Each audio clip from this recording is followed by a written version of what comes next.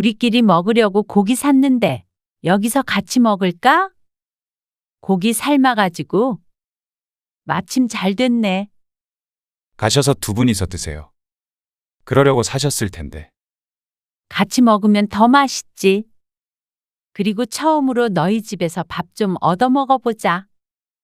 요리 잘한다며? 지난번에 들었는데. 생각해보니까 10년 넘게 한 번도 못 먹어봤네? 아, 갑자기 그러시니까. 이제 저녁 때잖아. 그리고 밥만 있으면 되는데 뭘. 고기도 있고 김치도 있으니까. 그래도 왜 며느리가 해준 밥을 먹고 싶어 하시는 거예요? 아니, 며느리가 해준 밥을 먹고 싶은 게 아니라 한 번쯤은 자식 집에서 밥 한 끼 먹고 싶을 수 있는 거 아니야? 나가서 먹어요, 그럼. 준호 엄마 곤란하게 이러지 마시고. 밥 하는 게 그렇게 곤란한 일이야? 오늘 이야기 속 주인공은 66세 홍숙자 씨입니다. 그리고 그녀의 큰아들과 며느리에 관한 이야기입니다. 홍 씨는 큰아들 내외가 불편했습니다. 명절을 제외하고는 만날 일이 거의 없기도 했고 어쩐지 홍 씨 부부를 밀어내는 듯한 느낌을 항상 받았습니다. 그렇지만 결혼한 지 10년이 넘는 세월 동안 어떻게 부모를 집에 초대해서 식사 대접도 한 번 안 하는지 몰랐습니다. 그게 일반적인 사이는 아닌 것 같았습니다. 둘째 아들네만 하더라도 그러지 않았고 주변을 뒤져보아도 이런 경우는 없었습니다. 그렇다고 서로 등지고 살고 있는 것도 아니었고 큰아들네는 명절에 홍 씨의 집에 와서 홍 씨가 해준 밥 몇 끼를 잘만 먹고 갔습니다. 그런데 반대로 부모를 대접해 주는 것은 너무나도 싫은 모양이었습니다. 그러니 일부러 음식을 맛없게 하는 등 꾀를 부리기까지 했던 것이었겠죠. 기가 막히고 섭섭했습니다. 그래놓고는 저들이 조금이라도 서운한 건 참지 못하는 이중적인 태도에 질려버렸습니다. 요즘 젊은 사람들이 문제가 아니라 아들 며느리가 문제인 듯 했습니다. 큰아들 내외의 생각이 그렇다면 홍 씨도 그에 맞춰줄 생각이었습니다. 눈에는 눈, 이에는 이였습니다. 홍 씨는 아들이 둘이 있었고 모두 결혼한 지 꽤 되어 손주들도 셋이나 있었습니다. 큰아들은 11년 전에 결혼을 해서 아들 하나를 키우고 있었고 작은 아들은 7년 전에 결혼해서 5살 쌍둥이 남매를 키우고 있었죠. 아들 둘이 결혼할 때 각각 전셋집을 얻어주었습니다. 며느리들은 혼수만 넣을 수 있도록 했습니다. 전세라고 하지만 수도권의 아파트에 거주지를 구하는 금액은 결코 적지 않았습니다. 홍 씨 부부는 아들들이 결혼하고 손주들도 낳으니 이제는 남은 노후를 손주들 재롱을 보는 낙으로 살면 되겠구나 생각했습니다. 두 아들 모두 차 타고 30분이 안 걸리는 위치에 살고 있기 때문에 만나고자 마음먹는다면 충분히 어느 때고 볼 수 있었습니다. 물론 각자 바쁘게 살고 있으니 자주 만나지는 못했지만 말이죠. 그래도 2~3시간 멀리 떨어져 사는 사람들보다는 훨씬 좋았습니다. 명절이나 어버이날을 제외하고도 한두 달에 한 번씩은 만나서 밥도 먹고 차도 마시고 했습니다. 그런데 그건 작은 아들네만 해당이 되었습니다. 큰아들네와는 그게 잘 되지 않았습니다. 어머님, 친정에서 방어 보내주셨거든요. 오늘 저녁에 먹을 건데 오셔서 같이 드셔요. 정말? 귀한 거 보내주셨네? 네. 저희끼리 먹기 아까워서요. 아버님 방어 좋아하시잖아요. 좋아하지? 그러면 오늘 저녁에 오세요. 식사도 같이 하시면 좋을 것 같아요. 그럴까? 친정이 제주도인 작은 며느리에게서 전화가 왔습니다. 작은 아들네는 이렇게 맛있는 음식이 있거나 특별한 날이면 가끔씩 이렇게 홍 씨 부부를 집으로 초대했습니다. 그러면 홍 씨 부부도 같이 먹을 음식이나 선물 같은 걸 바리바리 싸들고 갔습니다. 불편할 텐데 초대해준 그 마음이 고마워서 말이죠. 그런데 큰아들에게서는 그런 초대를 받아본 적이 없었습니다. 기억을 더듬어 보자면 큰아들네 집에서 무언가 먹었던 것은 처음 결혼하고 나서 신혼집에 집들이 같은 것을 했을 때였습니다. 집들이 같은 것이라고 표현한 이유는 흔히들 하는 것처럼 음식 차려놓고 하는 집들이는 아니었기 때문이었습니다. 집 좋네. 그렇죠? 이 아파트 전세 없다고 그랬는데 저희가 운이 좋았어요. 위치도 좋은 것 같고 내부도 깔끔하다. 지은 지 오래되지 않았으니까요. 여기서 살다가 이 아파트 사도 좋을 것 같아요. 그렇겠다. 이거 받아. 선물이야. 이게 뭐예요? 로봇 청소기인데 걸레질 해주는 거래. 물만 넣고 돌리면 온 집을 혼자서 닦아준대. 정말요? 신기하네. 있으면 좋겠네요. 쪼그려서 걸레질 안 해도 되지. 따지자면 며느리를 위한 선물이었습니다. 결혼 직후 일을 그만두고 내조를 하겠다던 며느리이니 아마 청소도 며느리가 하지 않을까 싶어서 준비했죠. 홍 시부부는 저녁 시간에 앉아서 얘기를 나눴지만 녹차와 과일만 내오고 음식을 준비하는 기색은 보이지 않았습니다. 홍 씨 부부도 오래 앉아 있다가 갈 생각은 아니었기 때문에 어서 밥만 먹고 일어나려 했습니다. 이제 저녁 먹자. 일찍 가봐야 너희도 좀 쉬지. 아, 이 앞에 갈비집 가려고요. 갈비집? 네. 그게 깔끔하고 좋잖아요. 그러면서 아들이 외투를 집어들고는 나갈 준비를 했습니다. 그의 홍 씨 부부도 온 지 30분 만에 얼떨결에 아들을 따라서 엉덩이를 뗐습니다. 나가서 먹자고? 네. 당연하다는 듯이 대답하기에 홍 씨는 자신이 아는 집들이가 잘못된 것인가 싶었습니다. 보통은 집들이라고 하면 집에 초대해서 식사 대접도 하고 그런 거 아닌가 했습니다. 정말로 집 구경만 잠깐 하고는 집 밖을 나서야 했습니다. 어쩐지 집에서 음식 냄새가 하나도 나지 않는다 싶었습니다. 바깥에서 식사를 하고 집으로 돌아왔지만 홍 씨도 남편도 고개를 갸웃거렸습니다. 집들이를 말이야. 밖에서 사온 음식으로 차려줬다는 말은 들었어도 바깥에서 밥 먹고 헤어지는 경우도 있어. 그러게.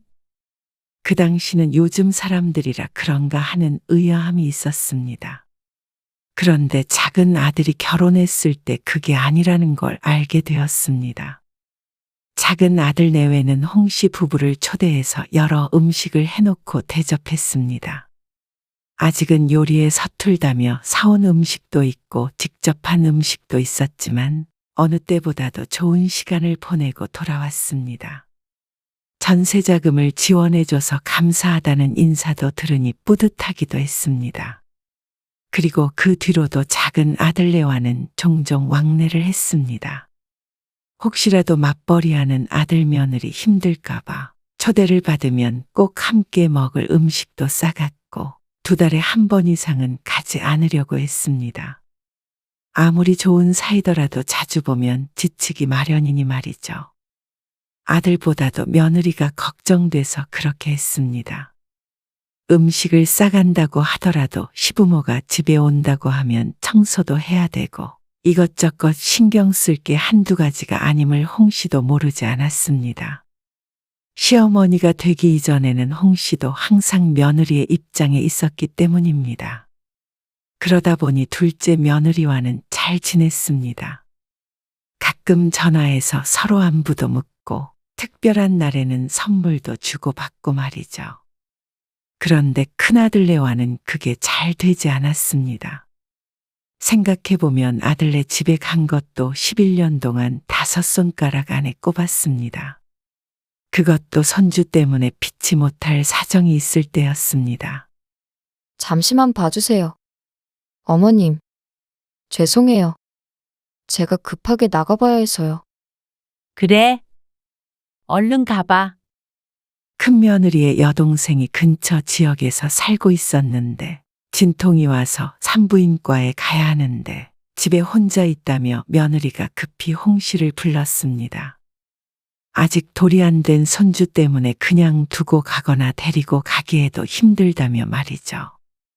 제부도 오고 있다고 하니까 일단 이번 도와주고 연락드릴게요.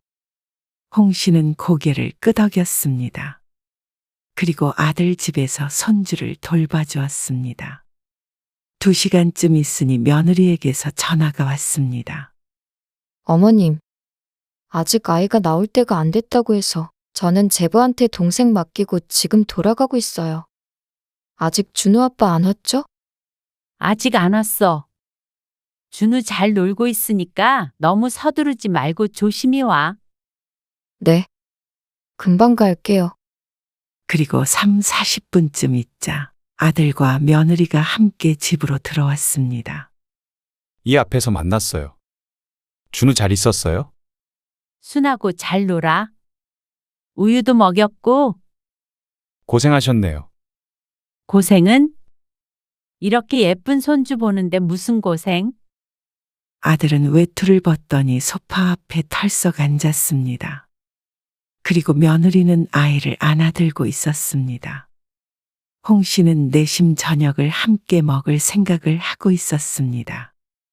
그런데 각자 할 일들을 하니 어쩐지 계속 있기가 힘든 분위기였죠. 차 가지고 오셨죠? 아빠가 태워줬어. 아, 그러면 다시 데리러 오신대요? 아, 전화해봐야겠지? 아들의 말에 홍 씨가 남편과 통화를 했습니다. 남편은 벌써 오느냐며 의아해했고 20분이 좀 넘었을 때 1층 주차장으로 내려오라고 남편이 전화를 했습니다. 아버지 오셨댄다. 그럼 가볼게. 네. 조심히 가세요. 안녕히 가세요. 아들 며느리의 배웅을 받고 집을 나왔는데 어쩐지 섭섭했습니다. 그래도 급하게 와서 몇 시간 동안 아이를 봐줬는데 저녁 시간에 같이 밥 먹잔 소리도 안 하고 이렇게 바로 돌려보내는지 다소 황당했습니다. 홍 씨가 먹든 안 먹든 함께 먹자고 말이라도 하는 게 당연하다고 생각했습니다. 그게 매너가 아닌가 싶었습니다. 그런데 얼른 가보라는데 자리를 지키고 있을 만한 뻔뻔함이 홍 씨에게는 없었습니다. 그래서 급하게 나와서 남편의 차를 타자 질문이 날아왔습니다. 왜 밥도 안 먹고 벌써 와? 홍 씨가 대답을 않고 있자 남편이 중얼거렸습니다. 당신 당연히 밥은 먹고 올 줄 알고 밥 차렸다가 다시 냉장고에 넣었어. 그 말에 홍 씨도 씁쓸한 미소를 지었습니다. 남편이 생각하기에도 이런 상황이라면 함께 밥을 먹는 게 맞는 모양이었습니다. 처음엔 큰아들과 며느리가 정신없는 와중에 거기까지 생각을 못한 줄 알았습니다. 그런데 그게 아님은 그 뒤로 2년, 3년 더 지날수록 알게 되었습니다. 종종 비슷한 부탁은 하면서도 결코 오래 머무르도록 하지 않았고 한 번도 아들 집에서 밥을 먹어본 적이 없었죠. 그러니 눈치가 있는 사람이라면 당연히 알 수밖에 없었습니다. 큰며느리가 시부모의 방문을 반기지 않는구나 하는 걸 말이죠. 그리고 아들도 그것에 동조한다는 걸 말이죠.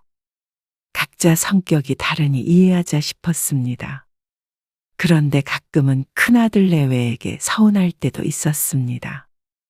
홍 씨가 아들 내외를 만나는 것은 명절이 고작이었고 가끔 생일이 주말에 있다면 올 때도 있었습니다. 그래봤자 제사도 안 지내니 1년에 3, 4번 만나면 많이 보는 것이었습니다. 20분 거리에 사는데도 말이죠. 어서 와. 얼굴이 좋아 보인다. 잘 지냈어? 좋아 보이긴요. 요즘 회사도 바쁘고 그래서 정신없어요. 어제까지 야근했어요. 아이고 고생이 많네. 잘 지내셨어요? 그럼 얼른 들어와. 권호도 방금 도착했어. 일찍 왔네요. 그러게. 배고프지? 밥 차리고 있으니까 거실에 있어. 혼 씨는 큰아들 부부와 손주를 반겼습니다. 오랜만에 보니 손주도 훌쩍 커 있었습니다. 초등학교에 들어갔으니 1년이 달랐습니다.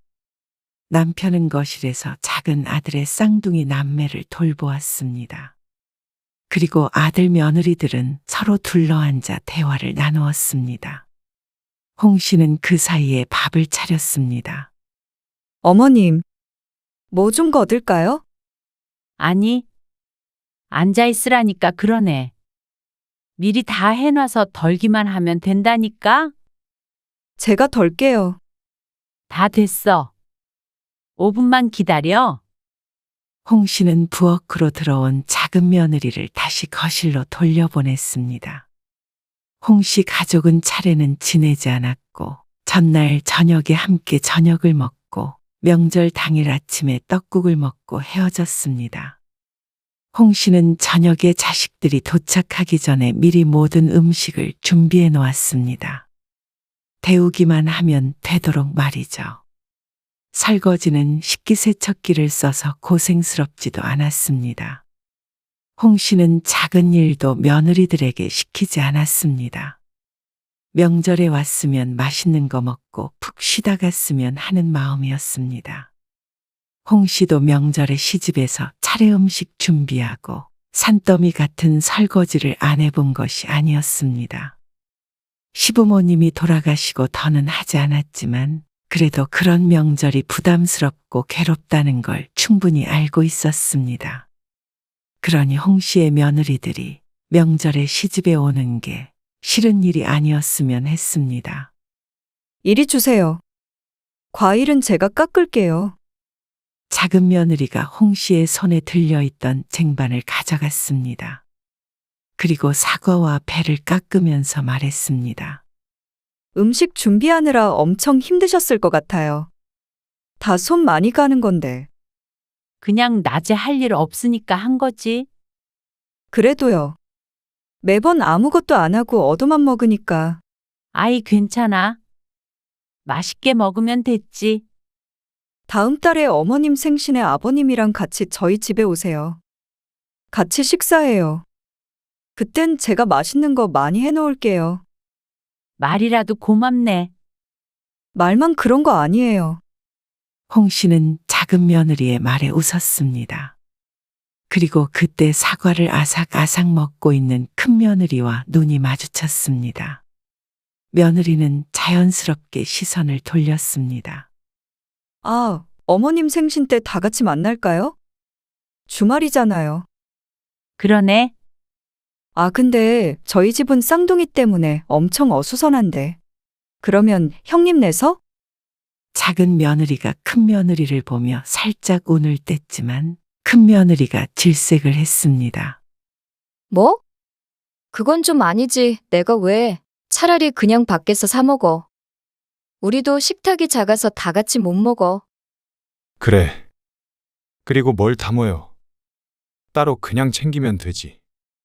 그러자 큰 며느리와 아들에게 서운하기도 했습니다. 이제 와서 느끼는 감정은 아니었고 늘상 마음 한구석에 불편한 감정이 있었는데 작은 며느리의 말을 들으니 큰 며느리와 너무 달랐습니다. 결혼한 지 10년이 넘었는데 한 번도 이런 말을 빈말로도 한 적이 없었습니다. 작은 며느리는 자주는 아니어도 1년에 한두 번은 그래도 홍 씨 부부를 불러서 함께 맛있는 것 먹고 시간을 보냈는데 말이죠. 최소한 명절에 와서 얻어먹은 만큼은 돌려주려고 했습니다. 그것이 인지상정이 아닌가 하는 생각이 들었습니다. 요즘 사람 치고서도 큰아들네는 거리가 있는 것 같았습니다. 그런데 또 홍 씨 부부만 초대를 안 하는 거면 이해가 가겠지만 사돈네는 잘만 초대하는 것 같았습니다. 직접적으로 그런 말은 하지 않았지만 대화를 나누다 보면 충분히 유추할 수가 있었습니다. 저는 바쁘니까 집에서는 요리 잘 안 하게 되더라고요. 그래서 요즘엔 사 먹을 때도 있어요. 그건 그래. 우리도 마찬가지야. 요즘 그런 밀키트 같은 것도 잘 나오니까. 두 며느리가 대화를 하고 있는데 큰아들이 끼어들었습니다. 그래도 당신 요리는 잘하잖아. 아, 요리 잘하세요? 잘하는 건 아니고 잘하지. 그 왜 지난번에 장인어른 오셨을 때도 자기가 한갈비찜 진짜 맛있다고 엄청 칭찬하셨잖아. 에이, 그 정도는 아니야. 그리고 홍 씨는 부엌에서 컵을 닦으며 거실에서 작게 들려오는 대화를 듣고 있었습니다. 그 말을 들으니 아들네가 집에 사돈네를 초대해서 밥을 차려줬다는 걸 알 수 있었죠. 그러니 황당한 기분이었습니다. 아무리 친정부모와 시부모가 다르다고 하지만 어쩜 우리만 한 번을 초대를 안 해주나 싶었습니다. 어쩐지 차별당하고 있다고 생각하니 기분이 좋지 않았습니다. 그러다가 아들네 집에 들릴 일이 있었습니다. 홍 씨는 집에서 직접 김장을 해서 먹었는데 딱 홍 씨 부부와 두 아들네 먹을 양만 해서 나눠줬습니다. 그런데 작은 아들네 집에 들렀다가 큰아들 집 앞에 도착했습니다. 아무래도 바쁜 자식들보다는 홍 씨 부부가 왔다 갔다 하는 게 좋을 것 같아서 이렇게 매년 갖다 주었죠. 원래는 김치만 전해주고 오지만 홍 씨는 이번엔 다른 생각이 들었습니다. 그래서 김치를 주면서 아들 며느리에게 말했습니다. 아참, 우리끼리 먹으려고 고기 샀는데 여기서 같이 먹을까? 고기 삶아가지고. 마침 잘 됐네. 권일이 벌써 퇴근한 줄 몰랐는데. 그러자 아들 며느리는 무척 당황한 듯 보였습니다. 그저 놀란 것이 아닌 곤란한 기색이 역력했습니다. 가셔서 두 분이서 드세요. 그러려고 사셨을 텐데. 같이 먹으면 더 맛있지. 그리고 처음으로 너희 집에서 밥 좀 얻어 먹어보자. 요리 잘한다며? 지난번에 들었는데. 생각해보니까 10년 넘게 한 번도 못 먹어봤네? 아, 아들이 며느리 눈치를 잔뜩 보며 말끝을 흐렸습니다. 갑자기 그러시니까. 이제 저녁 때잖아. 그리고 밥만 있으면 되는데 뭘. 고기도 있고 김치도 있으니까. 그래도 안내가 너무 당일에 갑작스럽게 말하나? 그러면 다음 주쯤도 괜찮고 너희 시간 맞춰서 올게. 그러자 아들이 끼어들어 말했습니다. 어쩐지 짜증스러운 말투였습니다. 왜 며느리가 해준 밥을 먹고 싶어 하시는 거예요? 아니, 며느리가 해준 밥을 먹고 싶은 게 아니라 한 번쯤은 자식 집에서 밥 한 끼 먹고 싶을 수 있는 거 아니야? 나가서 먹어요, 그럼. 준호 엄마 곤란하게 이러지 마시고. 이해가 안 가네요. 밥하는 게 그렇게 곤란한 일이야? 그렇게까지 싫다면 그냥 돌아오는 게 맞겠지만 홍 씨도 조금 억울하기도 하고 기분이 상하기도 했습니다. 저들은 명절에 와서 실컷 얻어먹는 게 당연하면서 자기들이 한 끼 대접하는 것은 이토록 어려운 일이라는 게 어이가 없었습니다. 십첩반상을 원한 것도 아니었고 김치도 고기도 가져왔다는데 그게 싫다고 한다면 그냥 자신들 집에서 시부모와 겸상을 하는 것 자체가 싫은 게 아닌가 싶었습니다. 다른 때 같았으면 그러냐 하고 왔겠지만 홍 씨도 한마디를 참지 않았습니다. 너희는 나중에 안 그러겠어? 준우가 결혼했는데 10년 넘게 준우네 집에서 밥 한 끼 못 먹어봤다면 어떨 것 같아? 하나도 안 서운하겠어? 그리고 누가 준우 엄마 보고 밥 차리래? 그렇게 준우 엄마 걱정되면 네가 차리면 되잖아. 그러자 예시가 와닿기는 한 모양인지 아들 며느리가 입을 다물었습니다. 말문이 막힐 만도 했습니다. 준우라면 아주 끔찍한 아들 내외였으니 말이죠. 그런 상상은 해본 적도 없었을 것입니다. 이런 걸 보면 홍 씨 부부와 큰아들네와는 평범한 관계는 아닌 것 같았습니다. 일반적인 부모 자식보다도 훨씬 멀고도 불편한 사이가 되어버린 것 같았죠. 어쩌다 한번 아들네에 오게 되면 서둘러 내보내려는 아들 며느리. 홍 씨도 더는 말씨름을 하지 않았습니다. 홍 씨는 남편의 팔을 잡아 끌고 집으로 돌아왔습니다. 홍 씨도 마음이 좋지 않았지만 남편도 무척 상심한 듯 했습니다. 그렇게 말씨름 하듯이 대화를 주고받고 돌아온 게 못내 속상한 듯 했습니다. 나중에 초대하겠다. 아니면 요리를 잘못해서 그러니 다음에 기회되면 대접하겠다. 이런 식으로 부드럽게 넘어갈 수 있는 말은 얼마든지 있었습니다. 그런데 왜 며느리가 시부모 밥을 차려줘야 하냐는 식으로 말하니 당연히 섭섭할 수밖에 없었습니다. 친구도 내 집에 놀러 오면 밥 차려 먹여보내는데 말이죠. 그렇게 생각하니 큰아들 내외는 늘 그런 식이었습니다. 무슨 일이 있어도 전화를 하는 경우도 거의 없었습니다. 아들네를 챙기는 것은 홍 씨 부부밖에 없었습니다. 이런 짝사랑이 다 있나 싶었습니다. 그 뒤로 홍 씨 부부는 큰아들네와 대면대면하게 지냈습니다. 원래 아들네 결혼기념일에 용돈도 30만 원씩 보내고 살뜰하게 챙겼었는데 지난주에 있던 기념일도 건너뛰었고 연락도 따로 하지 않았습니다. 아들네도 그걸 모를 리가 없었습니다. 그런 일들이 몇 번 반복되자 아들네도 불편했는지 홍 씨 부부를 초대했습니다. 웬일이야? 그러게, 지난번 일이 마음에 걸렸나 보지. 아이고, 안 갈래. 엎드려 절 받는 것도 아니고. 그래도 안 보고 살 것도 아니고. 먼저 초대하는데 부모가 모시기는 척해야지.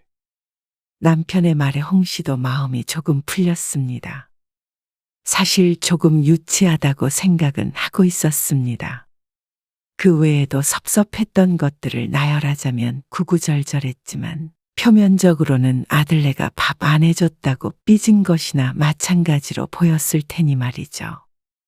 그래서 갔던 아들네에서 홍 씨는 황당하고도 불쾌한 경험을 하게 되었습니다. 괜히 갔다 싶을 만큼 어이없는 일이었습니다. 아들네 집에 가니 밥상을 그럴싸하게 차려놓았습니다. 요리를 잘한다더니 정말 그런 것 같았습니다. 홍 씨는 엎드려 절받기라고 하더라도 원하는 발을 잃었으니 앞으로는 올 생각이 없었습니다. 괜히 며느리 괴롭히고 싶은 마음도 아니었습니다. 서운한 마음에 그런 말을 하긴 했지만 이번 한 번으로 만족하자 싶었죠. 차린 건 별로 없지만 맛있게 드세요. 며느리의 말에 남편이 헛기침을 하며 숟가락을 들었습니다. 지난번에 그렇게 헤어진 게 마음에 걸리는 모양이었습니다. 잘 먹으마. 그런데 국을 한 숟가락 떠먹고 나서 남편의 얼굴이 일그러질 듯 말 듯 묘한 표정이 되었습니다. 그리고 잠시 후 홍 씨도 그 이유를 알게 되었습니다. 국이 짜다 못해 소태같이 써서 참아 먹기가 힘들었습니다. 아들과 며느리는 이걸 먹고 있나 싶어서 봤더니 태연하게 먹고 있었죠. 홍 씨 부부는 밥을 먹는 둥 마는 둥 했습니다. 반찬도 하나같이 맛이 이상해서 아들 내외가 이런 걸 먹고 사나 싶었습니다. 그런데 아무렇지도 않은 듯한 아들 내외를 보니 어쩐지 의심스러웠습니다. 미각이 있다면 저렇게 태어날 수가 없으니 말이죠. 그런데 경악스러운 식사가 끝나고 홍 씨는 우연히 며느리가 일부러 음식을 맛없게 해서 내왔다는 사실을 알게 되었습니다. 그리고 둘이 하는 대화를 들어보니 아들과 함께 그렇게 하기로 작전 같은 걸 짠 모양이었죠. 그러면 그렇지 하는 생각이 들었습니다. 아무리 싫어도 어떻게 이렇게까지 해? 설레는 마음으로 찾아온 홍 씨 부부는 바보가 된 기분이었습니다. 그러니까 아들이 골치 아프다는 표정을 지었습니다. 기가 차서 말이 안 나왔습니다. 홍 씨는 10년 넘게 아들네 집에서 밥 한 끼 못 얻어 먹었다는 것은 홍 씨도 굳이 찾아와서 밥 차려달라고 한 적이 없다는 말이었습니다. 11년 만에 처음으로 얻어먹은 밥이 이렇게 탈이 날 줄은 몰랐습니다. 얼마나 부모가 싫고 우스웠으면 이런 일을 꾸미는지 몰랐습니다. 꼭 드라마에나 나올 법한 일이었습니다. 아니, 그러게. 왜 굳이 오셔가지고 준우 엄마를 힘들게 해요? 그냥 각자 집에서 밥 먹으면 되지. 뭘 그렇게 며느리 밥을 얻어먹으려고 하시는 건데요. 요즘 세상에 며느리 도리 이런 거 따지시려는 거예요. 아니, 며느리가 시부모 밥 차려줘야 하는 법이 있는 것도 아니고 다들 왜 이러시는지 모르겠네. 사람 힘들게. 그 말에 홍 씨 부부는 곧장 집으로 돌아와 버렸습니다. 어쩜 저런 식으로 사람을 매도하는지 몰랐습니다. 말 한마디에 며느리 괴롭히는 못된 시부모가 되어 있었습니다. 어쩌면 아들놈이 더 한 것 같았죠. 그렇게 따지자면 시부모란 이유로 결혼할 때 집을 해준 건 왜 덥석 받았나 몰랐습니다. 그래놓고는 며느리돌이 찾지 말라는 말이 참 어이가 없었죠. 가지 말 걸 그랬네. 홍 씨는 괜한 짓을 했다고 생각했습니다. 자식 때문에 비참한 느낌마저 들었습니다. 홍 씨 부부가 도대체 뭘 그리 잘못했다고 이러는지 이해가 가지 않았죠. 아들과 며느리에게서는 연락이 없었습니다. 어쩌면 이제는 부모가 온다는 소리 안 할 테니 다행이라고 생각하고 있는지도 몰랐습니다. 돌아서서 웃었을 수도 있고 말이죠. 그런 생각이 들 만큼 실망감이 컸습니다. 그리고 다음 명절이 되었을 때 큰아들과 며느리가 집으로 왔습니다. 안 올 수도 있다고 생각했는데 그래도 부모와 등지고 살 생각은 없는 것 같았습니다. 하지만 홍 씨는 아들 며느리를 보고 싶지 않았습니다. 어색한 침묵이 흘렀습니다. 그리고 나서 얼마 안 되어 작은 아들네도 집으로 왔습니다. 밥 먹자. 홍 씨는 평소처럼 밥을 차렸습니다. 거실에 큰 상을 놓고 미리 준비한 음식들을 준비했습니다. 불편한 분위기에 작은 며느리가 안절부절하며 도우려 하는데 큰 며느리는 꿍한 표정으로 앉아 있었습니다. 이 상황이 무척 마음에 들지 않는 듯 했습니다. 홍 씨가 가족들을 부르자 다들 평소에 앉던 자리에 자리를 잡았습니다. 그런데 자리에 앉은 큰아들 내외가 이상한 표정을 지었습니다. 그러자 다른 사람들도 이상한 걸 느꼈는지 밥상을 바라보았습니다. 저희 수저는 어디 있어요? 밥은요? 큰아들이 불만 가득한 목소리로 물었습니다. 큰아들과 며느리 앞에는 수저도 밥도 국도 없었습니다. 그렇게 남의 집에서 밥 얻어먹지 말라고 하니 그 말에 따라줄 생각이었습니다. 차마 손주한테까지 그럴 수 없어서 손주 앞에는 밥이 놓여 있었지만 아들이 불같이 화를 내서 아무도 숟가락을 들 수는 없었습니다. 진짜 너무하신 거 아니에요? 고작 그거 가지고 쪼잔하게 이러셔야 직성이 풀리세요. 저희라고 뭐 오고 싶어서 온 줄 아세요? 왜 화를 내는지 이해를 못하겠다. 명절에 찾아온 자식한테 밥도 안 주는 부모가 어디 있어요? 부모는 자식이 오면 무조건 밥을 차려줘야 되는 법이라도 있어? 뭐라고요? 며느리가 시부모 밥 차려줄 의무가 없듯이 부모도 자식 밥 차려줄 의무가 없을 거 아냐? 그리고 네가 말했던 대로 각자 집에서 밥 먹으면 되지. 뭘 그렇게 얻어먹으려고 해? 홍 씨가 아들이 했던 말을 그대로 돌려주자 아들이 어이가 없다는 듯 헛웃음을 지었습니다. 며느리도 얼굴이 붉게 달아올라 있었습니다. 알겠어요. 저희는 알아서 집에서 먹을 테니까 다시는 밥 차려주실 필요 없어요. 다시는 안 올 것처럼 하고는 아들이 며느리와 손주를 데리고 집을 나갔습니다. 홍 씨도 그렇게 싫다는 아들 내외를 굳이 신경 쓰지 않기로 했습니다. 그래서 그날 이후로는 무슨 일이든 작은 아들네만 챙겼습니다. 기념일이나 생일에도 선물은 작은 아들에게만 보냈습니다. 그리고 여행 가자기에 모든 경비를 홍 씨 부부가 내고 다 함께 여행을 가기도 했습니다. 저희 내년쯤 이사할까 해요. 이사는 왜? 저희도 집 사야죠. 그동안 열심히 모았다며 집을 사서 이사를 하겠다는 작은 아들에게 남편이 말했습니다. 나중에 엄마 아빠 귀촌할 수도 있어. 그러면 그때 이 집에서 들어와 살래? 그러자 작은 아들은 잠시 놀라더니 고개를 저었습니다. 이미 다 계획이 되어 있으니 굳이 필요 없다며 말이죠. 말씀이라도 그렇게 해주셔서 감사해요.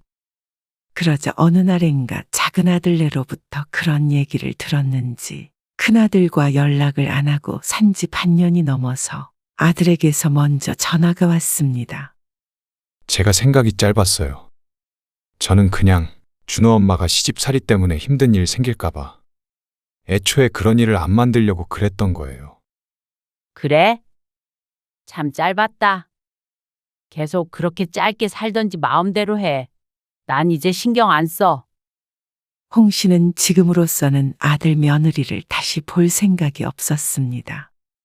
아들네를 도와주고 밥 한 끼 못 얻어먹고 쫓겨나듯이 집을 나왔던 일, 일부러 소태 같은 국을 내왔던 일, 며느리 도리를 바라지 말라고 말했던 일들이 아직도 기억에 생생했습니다. 그저 저들이 불리한 상황이 된 것 같으니 손바닥 뒤집듯이 태도를 바꾼 것조차 마음에 들지 않았습니다. 며느리 도리 바라지 말라고 하더니 부모로부터 받을 수 있는 것들에 대한 미련은 철철 넘치는 것 같았습니다. 그런데 뭐가 예쁘다고 홍 씨가 큰아들 부부를 챙길까요? 뒤늦게 후회를 한 건지 또다시 눈 가리고 아웅하려는 건지 모르겠지만 적어도 앞으로 몇 년 몇 큰아들네를 돌아볼 마음이 없었습니다. 지난 11년간 1년에 몇 번 보지도 않고 살았으니 그 몇 번 안 본다고 크게 다르지도 않았습니다. 홍 씨도 이제 자식답게 부모를 대하는 사람만 자식으로서 대할 생각이었죠.